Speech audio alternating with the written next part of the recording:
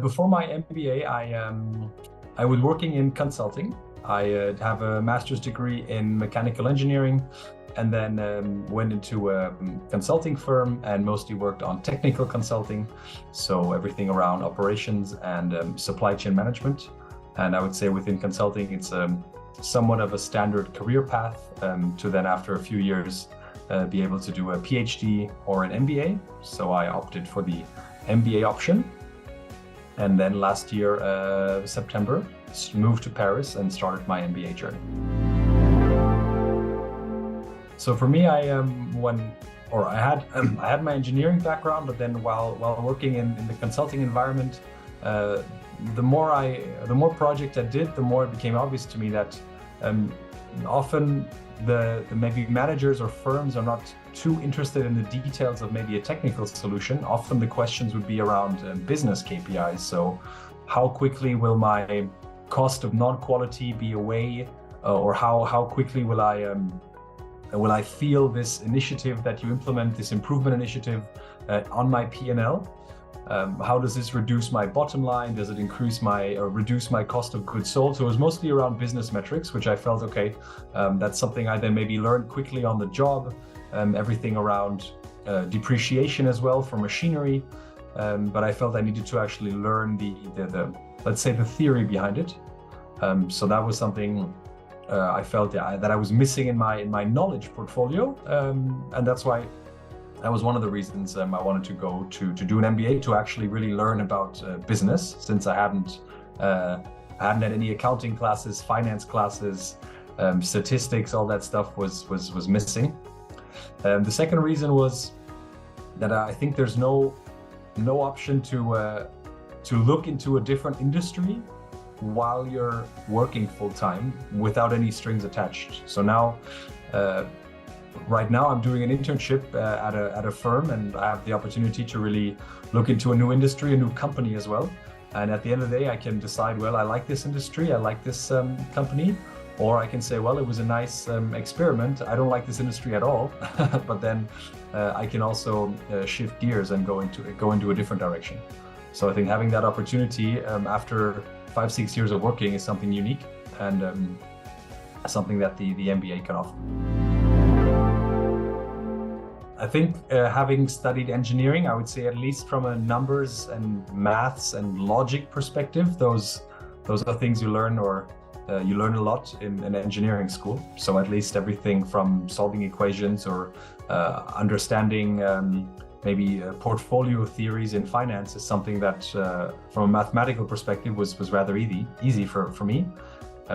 But then applying those, or it was easier. It was basically solving the equation was easy, but getting the right equation on the sheet the first time was basically where you needed the actual business knowledge. So that was the difficult piece. That was more from a hard skill perspective. And then of course, in engineering classes, there's nothing about organizational behavior or about the psychology of decision-making, maybe only from a statistics perspective, but not from, I would say, more softer factors. So everything around people management, how psychology influences people, how organizations, how groups of people interact with each other, and the dynamics between people. I think that's something that was really missing. So that was easier to understand, but still completely new for me. I would say two things. Number one was definitely sitting down, hitting the books, and going deep into the content, especially, in the fields that I wasn't very familiar with. But I think the second point is the most important one. Since there's such a broad scope of people with different backgrounds coming to business school, then, for example, operations management was very easy for me because I had done a lot of it at work. And then on the other hand, there was people from the financial services industry. Of course, for them, financial markets or even accounting were rather easy subjects. So I think then we really formed these peer tutoring groups, I would call them, where people who had come from the field and didn't have any issues, they would explain topics in much detail to other people. So I think we really formed a community of learning, and everybody sort of, sometimes you would give and sometimes you would take. But at the end of the day, I think that's how everyone supported each other to then not just pass exams, but also better understand the core topic. I think it's one thing to pass an exam and another thing to actually understand the stuff you're learning. So I think, yeah, through those points, I managed to get to suck it up well, and then to succeed as well. I would say coming from engineering, or at least also from a maybe German education background, there was for me always a few things that were missing in the educational program. One of that things for me was finance and investing. So I would say general advice is be curious about topics that you don't learn in engineering school. I mean, for me personally, at some point I had an inheritance from a passed away grandparent, and then my parents said, well, you're old enough, figure out what you want to do with it, if you want to invest it, if you want to spend it. So that was sort of my kickoff to then dive into the world of investing, which helped me now, of course, in the finance classes at HEC. Number two, I would say Financial Times, Wall Street Journal, or whatever local language newspaper you have. In Germany, we have the Handelsblatt or Die Zeit, which is like the Times. So I would say read up on those topics, or business newspapers. There's a lot of content in there, which I think the more you read about them, the more you sort of understand the connections between different topics connected to business. And then for me personally, I took if you have the opportunity to look at different firms through a job. So I would say that could be, of course, private equity, that could be in a research environment, right? That could be in a consulting environment, even in a financial services environment. That helps you a lot to understand how different industries work. And that helps you also to then zoom out a bit, maybe from deep technical detail on specific products or processes, to broaden a bit your scope away from engineering. But definitely always keep in mind that the engineering mindset you bring or you have will always provide a different perspective to problems or to discussions than maybe someone with a marketing or finance or business background can bring. So I would say don't try to fully morph into a business person, but always stay true to the roots, and then sort of add your little additional capabilities. So then I think doing that will definitely set you up to be value adding for your class in an MBA, but also quickly learn new topics on business. When looking for MBA programs, I think I looked at four things mainly. Number one was the location. Number two was the duration of the program. Number three was the level of customization that was possible for me or for students. And number four was the specialization. So what was the school offering to really deep dive into? And I knew that I would be wanting to go to work in Europe afterwards. So that was the location part. So that was European business schools. Number two, as I said before, I would definitely wanted to look into a different industry. So I wanted to have the opportunity to do a longer internship. So that automatically cut out a few programs which are very short, or which don't offer the opportunity to take some time off for a longer internship. Number three was the customization.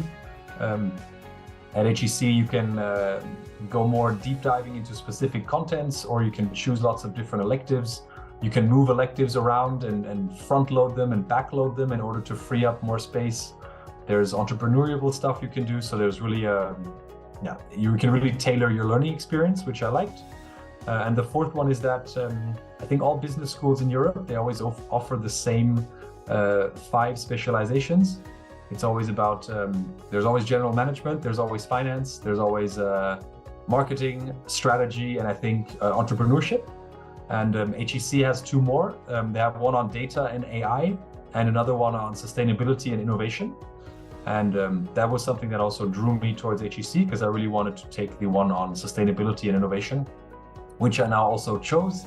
However, then I can't do an exchange, right? So there's always this trade-off between tailoring your journey, and then if you want to come back to school now for the 4th term, then and you want to do the specialization, then of course you can't go to a different university. So I would say that's the summary of the HEC choice.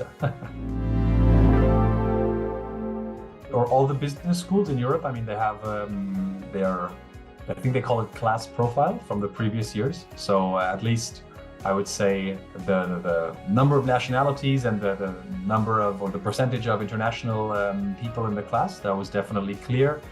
Of course, you never know specifically in your intake which region of the world will have the most people joining. So in our intake, it was Japan, actually, was the nationality which had the most people at HEC. So I would say yes, definitely aware of the nationality mixes, but not specifically the countries. So that's always interesting. I think in my intake, 160 people from 47 countries or nationalities. So definitely a broad mix from all over the place.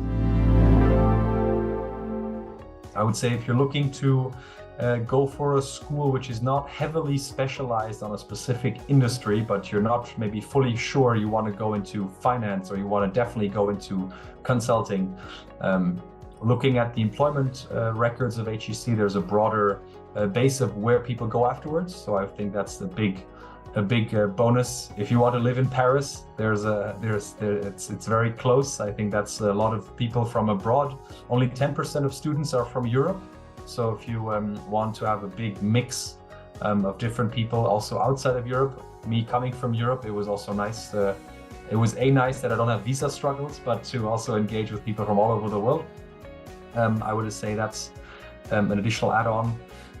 And I would say what I would also recommend, everything connected to sustainability, to the diversity and inclusion, the publications the schools make, I think is a great metric to basically check, to align your own interests with the school's knowledge and also research fields.